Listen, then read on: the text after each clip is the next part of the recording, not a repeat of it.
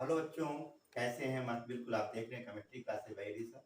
आप लोगों को नॉर्मलता के बारे में बताया गया जा रहा था, मोलरता बताया गया था, सांद्रता के बारे में भी बताया गया था। आज उसी पे थोड़ा सा तुल्यांकीय भार पर आप लोगों से डिस्कस कर रहे हैं, ठीक है ना।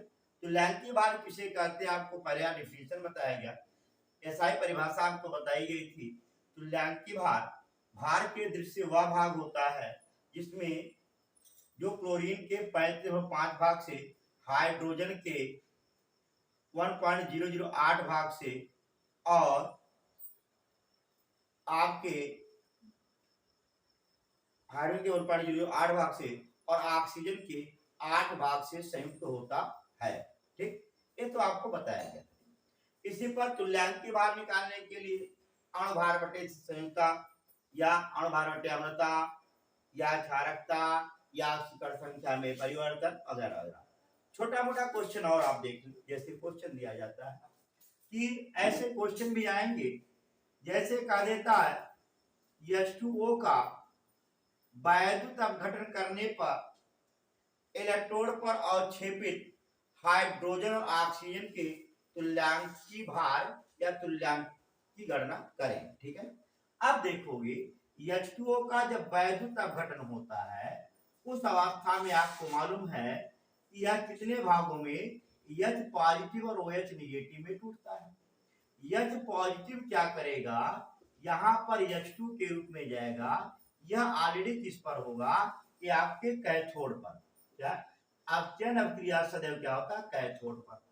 और OH निगेटिव आयन ये टूटेगा किसमें, H2O प्लस O2 में बैलेंस कर लेते हैं। यहाँ पर 4 इलेक्ट्रॉन, यह होता है एनोड।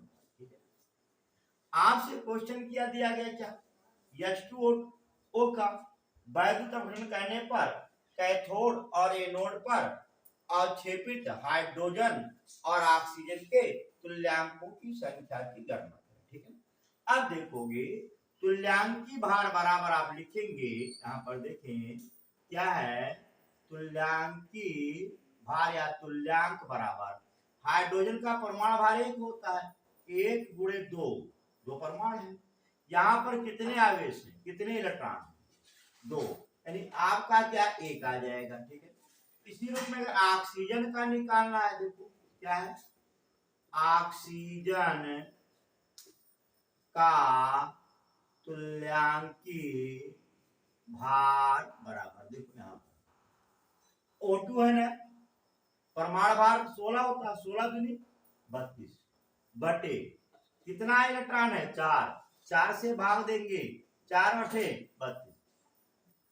इस तरीके से इसका तुल्यांकीय भार क्या होता है, तुल्यांक की संख्या निकल जाती है। इसका प्रयोग हम तब करेंगे जब फैराडे नियम को पढ़ाएंगे, उस अवस्था में इसका उपयोग होगा। ठीक आया, अब इसी पर थोड़ा सा और एक आध क्वेश्चन देख लेते हैं। जैसे कह देता है अम्लीय पोटेशियम परमैंगनेट का तुल्यांकीय भार ज्ञात करो। क्या बोला भाई, यहाँ पर आपको मालूम है दिया क्या, अम्लीय KMnO4 का तुल्यांकीय भार ज्ञात करो।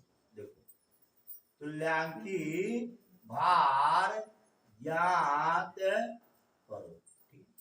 आपको मालूम है अम्लीय पोटेशियम परमैंगनेट में यानी MnO4 निगेटिव, ये क्या है, अम्लीय माध्यम में जब विखंडित होगा तो Mn पर डबल पॉजिटिव बदलेगा और आपका क्या है, H2O में बदलेगा। ठीक है, आप इसे बैलेंस इत्यादि कर लेते हैं, ठीक है ना, और कैलकुलेट कर लेते हैं। 4 7 यानी 5, देखो धन 8 ऋण 1 7 हो गया, धन 2, अंतर कितने का, 5 इलेक्ट्रॉन का। ठीक है ना, आया। अब यहां पर निकालेंगे क्या, देखो अम्लीय KMnO4 का क्या है, लिखेंगे क्या, अम्लीय KMnO4 का तुल्यांकीय भार बराबर, तुल्यांकीय भार बराबर अणु भार बटे ऑक्सीकरण संख्या में परिवर्तन, अणु भार बटे ऑक्सीकरण संख्या में क्या है, परिवर्तन। अब देखो KMnO4 का तुल्यांकी अणुभार निकालेंगे, KMn प्लस 4O बाई कितने से भाग देंगे, 5 से भाग देंगे। K का दिया रहेगा, Mn का मालूम है, दिया रहेगा, ऑक्सीजन का परमाणु भार मालूम है, ये सारे वैल्यू दी रहेंगी और आप अणुभार निकाल करके 5 से क्या कर देंगे, भाग दे देंगे और आपका निकल जाएगा अम्लीय पोटेशियम परमैंगनेट का तुल्यांकी भाग। बात क्लियर। इसी तरीके से क्षारीय पोटेशियम परमैंगनेट, उदासीन पोटेशियम परमैंगनेट, अम्लीय पोटेशियम डाइक्रोमेट आदि के बारे में भी क्वेश्चन दिया जाता है। ठीक है, आया।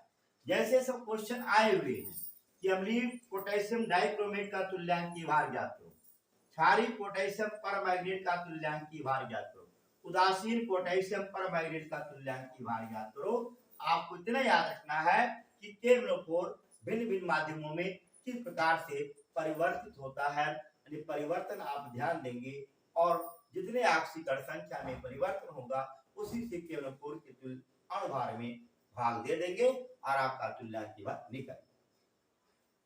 समझ आया, क्लियर। अब इसी पर थोड़ा सा नॉर्मलता की बात मैं कर रहा था, इसी में एक वर्ड होता है तनुता समीकरण के बारे में। क्या है, तनुता समीकरण होता है। ये तनुता समीकरण क्या है, किसे कहते हैं, देखिए तनुता समीकरण किसे कहते हैं, किसी पदार्थ के विलयन में अधिक विलायक मिलाकर उसे तनु करने से विलयन में नॉर्मलता में होने वाला परिवर्तन की गणना हम तनुता समीकरण द्वारा करते हैं। क्या बोला मैंने, क्या बोला, किसी पदार्थ के विलयन में अधिक विलायक मिलाकर, किसी पदार्थ के विलयन में अधिक विलायक मिलाकर उसे तनु करने में विलयन में जो नॉर्मलता में परिवर्तन होता है उसकी गणना हम लोग तनुता समीकरण से करते हैं। ये तनुता समीकरण क्या होता है, देखो तनुता समीकरण आपसे पूछा जाए, तनुता समीकरण बराबर होता है N1V1 बराबर क्या है, N2V2। आया, तनुता समीकरण क्या है, N1V1 बराबर क्या है, N2V2। अरे तनु करने के पूर्व नॉर्मलता गुणे आयतन और अब तनु करने के बाद नॉर्मलता गुणे आयतन के आप का फार्मूला होता है। ठीक है, जैसे इसमें कुछ सवाल आप लोगों छोटा मोटा आपसे बता दे। जैसे मान लिया जाए ऐसा कह देता है 50 ml HCl में है ना, क्या बोला, जैसे 50 ml HCl में 50 ml, ऐसा क्वेश्चन पे ध्यान देंगे। हाँ ऐसा करते थे, 50 ml 3NHCl विलयन में कितना जल मिलाया जाए, जल क्या है, मिलाया जाए कि विलयन नॉर्मल हो जाए, कि क्या है, विलयन नॉर्मल हो जाए। ध्यान देना, देखो यहां पर नॉर्मल विलयन का मतलब क्या होता है, जिसकी नॉर्मलता 1 हो। यहां पर दिया क्या, देखो V1 दिया है आपका 50 ml, N1 दिया है 3 और N2 दे रहा 1। नॉर्मल विलयन किसे कहते हैं, जिस विलयन की नॉर्मलता 1 हो जाए उसे नॉर्मल विलयन। सेमी नॉर्मल, जिस विलयन की नॉर्मलता 1/2 सेमी नॉर्मल। डेसी नॉर्मल, जिस विलयन की नॉर्मलता 1/10 होता है उसे डेसी नॉर्मल। मिली नॉर्मल, जिस विलयन की नॉर्मलता 1/1000 होती है मिली नॉर्मल। और सेंटी नॉर्मल, जिस विलयन की नॉर्मलता 1/100 होती है उसे सेंटी नॉर्मल विलयन कहते हैं। क्लियर। अब देखो और पूछ क्या रहा है बाबू, यहाँ पर B2 पूछ रहा है। सूत्र आपके मालूम है, तनुता समीकरण के आधार पर आप लगाओगे N1V1 क्या है भाई, N1V1 इक्वल टू क्या है, N2V2। N1 का मान मालूम है 3, V1 का मान मालूम है 50, पूरे N2 का मान मालूम है 1 और V2 का मान मालूम है, ज्ञात करना है। 5 यहाँ 15, 150 यानी कितना हो गया आयतन, 150 ml हो गया है ना। कितना ml हो गया, 150। पहले से कितना विराजमान था, 50 था। तो मिलाया गया आयतन ले लेते हैं, क्या लिखेंगे, मिलाया गया आयतन बराबर 150 माइनस 50 इक्वल टू 100 ml।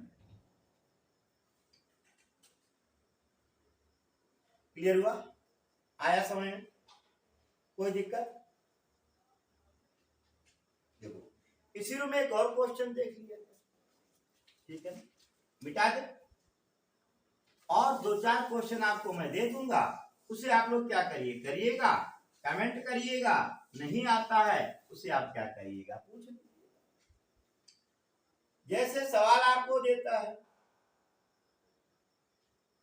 कि 2n HCl के 100 मिलीलीटर में 100 मिलीलीटर विलयन में 100 मिलीलीटर विलयन में कितना जल मिलाया जाए, कितना जल मिलाया जाए कि नॉर्मलता N/5 हो जाए। अब देखो सवाल, फिर वही सवाल यहां पर देखो, जैसे आपको मालूम है N1 बराबर आपका 2 हो गया, V1 बराबर 100 हो गया, N2 बराबर आपका 1/5 है और V2 पूछ रहा है, ठीक है, मिलाया गया था V2 माइनस V1। आपका सूत्र तनुता समीकरण क्या है, तनुता समीकरण से N1V1 बराबर आप क्या लिखोगे, N2V2। N1 का मान 2 है, 2 गुणे कितने के 100 बराबर 1/5 गुणे कितने के V2, या V2 बराबर 5 गुणे 10 1000 ml हो गया।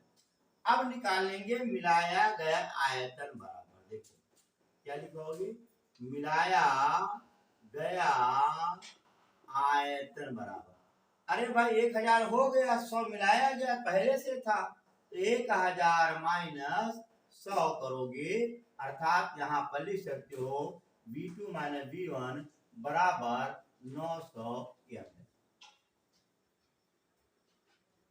समझ में आया, क्लियर हुआ, बोले। इस टाइप के सवाल भी आप क्या कर सकते हैं, कर सकते हैं। और देखो कुछ और न्यूमेरिकल इस पे आते हैं, जैसे भिन्न भिन्न नॉर्मलता के विलयन बनाया जाए। देखो जैसे भिन्न भिन्न नॉर्मलता और आयतन के आयतन कुछ आयतन लेकर के विलयन बनाया जाए, और तो उस अवस्था में नॉर्मलता तो बदलेगी परंतु आयतन में सदैव वृद्धि होगा। जैसे मान लो 1 लीटर नमक का विलयन, 1 लीटर चीनी का विलयन, 1 लीटर किसी और चीज का विलयन मिलाया गया है ना, तो आयतन तो वृद्धि हो गई कि 1 धन 1 धन 1 3 लीटर हो जाएगा, परंतु उसके स्वाद में क्या होगा, परिवर्तन होगा कि नहीं होगा, अर्थात उसकी नॉर्मलता क्या अलग हो जाएगी। ऐसे भी क्वेश्चन आते हैं, ठीक है। अगर अम्ल अम्ल रहे तब तो जुड़ेगा, अगर वहीं पर कहीं क्षार है तो क्या हो जाएगा, घट जाएगा। बात क्लियर। अब देखो सवाल इस टाइप से भी देखो, सुनो या ध्यान देना, इस टाइप के सवाल भी आप लोगों से बहरहाल आते हैं और पूछे जाते हैं, मौज से करिएगा, मजा आ जाएगा। देखो जैसे सवाल देखो, कहा देता है कि 2n HCl के 100 ml, N/5 HNO3 के 400 ml और N/10 H2SO4 के 500 ml मिलाकर बिलियन बनाया गया। क्या है? मिलाकर बिलियन बनाया गया, ध्यान देना, मिलाकर क्या बनाया गया? बिलियन बनाया गया। मिश्रित विलयन की नॉर्मलता ज्ञात करो। क्या है? मिश्रित विलयन की नॉर्मलता ज्ञात करो। कैसे करोगे? देखो भाई, एक मिलाया गया आयतन 100, 400, 500, इतना सब बढ़ेगा कि नहीं बढ़ेगा? यानी इस अवस्था में इनकी सांताएं निकाल लेंगे। N1V1 plus N2V2 plus N3V3 equal to, आयतन तो बढ़ेगा V1 plus V2 plus V3 into N। देखो सब दिया गया, 2 गुणे 100 धन, सारे अम्ल है इस नाते जुड़ेगा, 1/5 गुणे कितने के? 400 धन 1/10 गुणे कितने के? 500 बराबर 100 धन 400 धन 500 गुणे n। देखो कैलकुलेट कर लेंगे, 8 पंजे 40 हो गया, ये 50, 200 धन 80 धन 50 बराबर 1000 n। 0 8 5 13 2 और 1 3, 330 बराबर कितने के? 1000 n। n बराबर 330 बटे क्या कर दोगे? 1000। कैलकुलेशन करोगे ना, 0.33 n। ये क्या होता है? मिश्रित विलयन की नॉर्मलता निकल जाती है। समझ में आया? क्लियर हुआ? अगर आपसे मिश्रित विलयन की नॉर्मलता पूछे तो बता देंगे। हाँ, एक चीज मैंने बताया, ये तो सारे एसिड हैं तो जुड़ गया, अगर कहीं बेस होता, इसकी जो स्वाद में परिवर्तन होता वो दूसरे टाइप का होता, वो क्या होता? घट जाता। आया? अब जैसे एक सवाल पे पर थोड़ा सा परिवर्तन कर दे, और इसी में मैं यहां पर n/10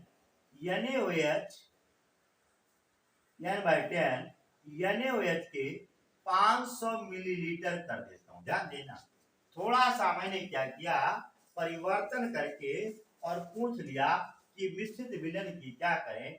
नॉर्मलता ज्ञात करें। देखो नॉर्मलता ज्ञात करें।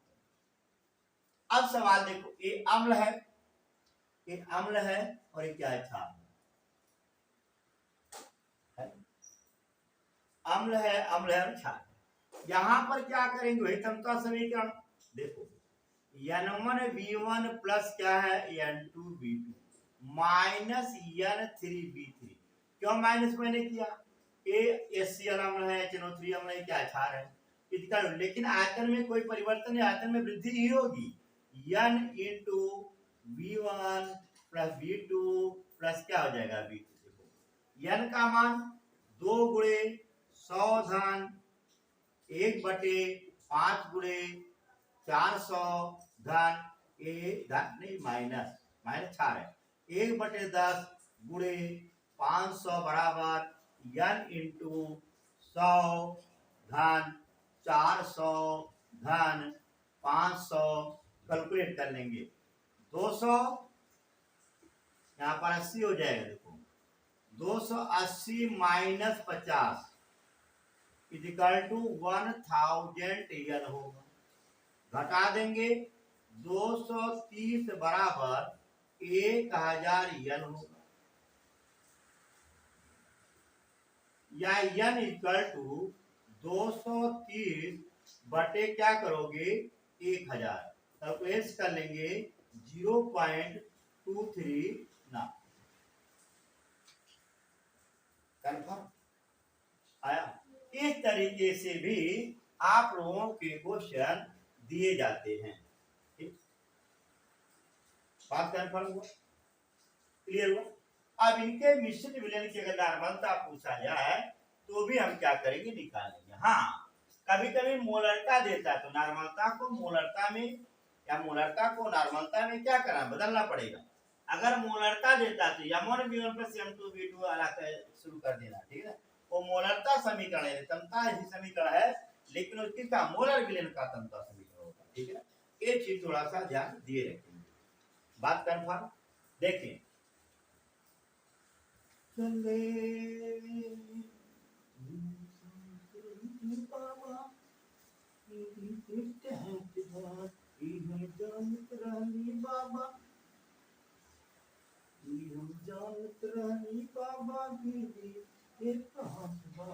देखिए अब सुने, यहाँ पर एक दो क्वेश्चन आपको दे दें और आप लोग क्या करें, घर पे थोड़ा सा प्रैक्टिस करिएगा, मजा आएगा।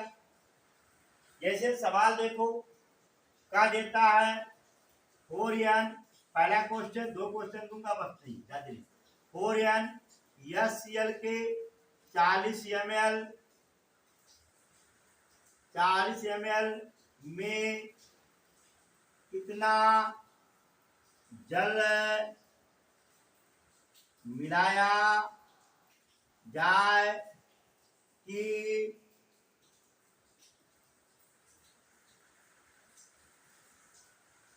विलयन की नॉर्मलता n/5 हो जाए। आया, कंफर्म हुआ। एक क्वेश्चन है। दूसरा क्वेश्चन आप देखेंगे, क्वेश्चन नंबर 2 का ही। जैसे क्वेश्चन और देखें, n/5 HCl के 100 ml, 3n HNO3 के 200 ml और n/10 NaOH के 400 ml को मिलाकर विलयन बनाया गया मिश्रित विलयन की नॉर्मलता ज्ञात करो। क्या है, मिश्रित विलयन की नॉर्मलता ज्ञात करो। ये आप दो क्वेश्चन क्या करेंगे, ठीक है ना, कर लेंगे। एक क्वेश्चन और देता हूं जो डायरेक्ट नॉर्मलता पे फार्मूला पे चलेगा। एक क्वेश्चन और ले, तीसरा क्वेश्चन नंबर तीसरा देखिए,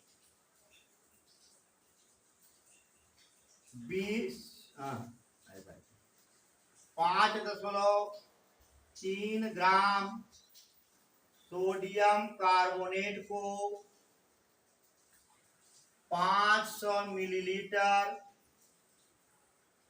जल में घोला गया, विलयन की नॉर्मलता ज्ञात करो। विलयन की क्या ज्ञात करो, नॉर्मलता ज्ञात करो।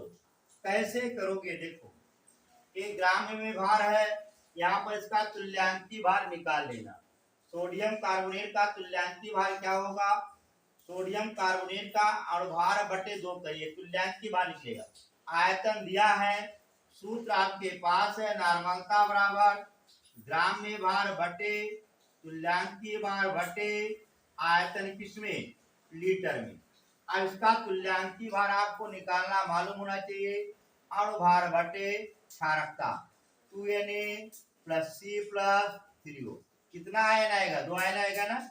यहाँ से क्या करेंगे, 2 से भाग दे देंगे और आप इसका जब कैलकुलेट करोगे अणुभार 106 आएगा। कितना आएगा, 106। काट देना, तुल्यांकी भार 53 आएगा। 5 बटे 53 बटे 500 बटे 1000 कैलकुलेट करिएगा और ये आपका क्या निकलेगा, नॉर्मलता निकलेगा। बात में आया। क्लियर हुआ? हाँ, कुछ सवाल कॉम्पिटिटिव भी दिए जाएंगे। अभी आपको ये जंगली बोर्ड व्यू या नॉर्मल व्यू से पढ़ाया जा रहा है, इसको आप लोग आसानी के साथ देखते रहें और क्वेश्चन क्या करेंगे, जितने क्वेश्चन करेंगे उतने आपको क्या होगा, बेनिफिट मिलेगा। बात कन्फर्म? क्लियर हुआ? इन सवालों को भी आप लोग करिएगा, वीडियो देखते रहिए क्योंकि वीडियो ज्यादा लंबा ना होने पावे, छोटे छोटे वीडियो आपको दिए जाएंगे। अब इसके बाद नार्मलता, मोलरता, मोलरता पर रिलेशन बताएंगे और मोल प्रभाव पर, इस पर सवाल देंगे। फिर एनसीईआरटी के क्वेश्चन जो आपके बुक में दिए गए उन क्वेश्चनों को भी हम क्या करेंगे, हल करेंगे। खुश रहिए और मस्त रहिए।